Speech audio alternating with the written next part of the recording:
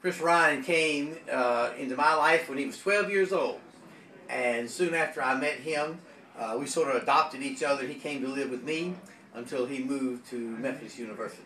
So I knew him over 30-something years of his life as we were in a great relationship as father and son for most of that period.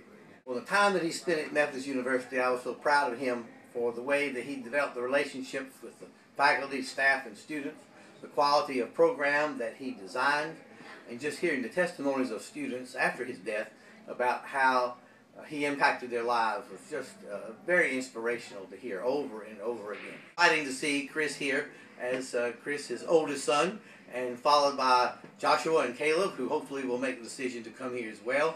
And it's very exciting. Chris is on the soccer team and doing a great job. I'm excited that you are here and to see that your father will be so proud of you at this time. My whole life was Student Activities Committee. We were in this house all the time. It was really a home away from home, and thanks to him, we were able to have that. A lot of people don't know that Chris is a legacy. At least he is to the people who were around when he was around. The house, student activities, even some of the entertainers I know have repeatedly come back because of what he started. It's sad to me that you ask people who Chris Ryan was, and now they don't even know. Chris Ryan was my brother-in-law. He was also a great friend and the student life director when I was a student here at Methodist University in the early 90s. Chris Ryan was the heartbeat of our campus.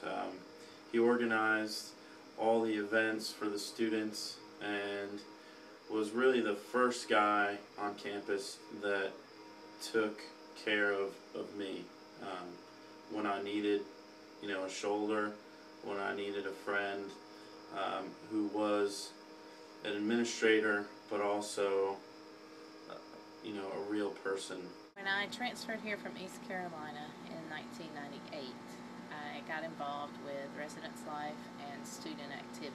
I would say my relationship was family. Chris was really good at, bringing you in and making you feel like you were part of his family. Chris was also, I would say, a mentor to me. He encouraged me to go on and further my education. So he helped me realize my potential and opened a lot of doors for me.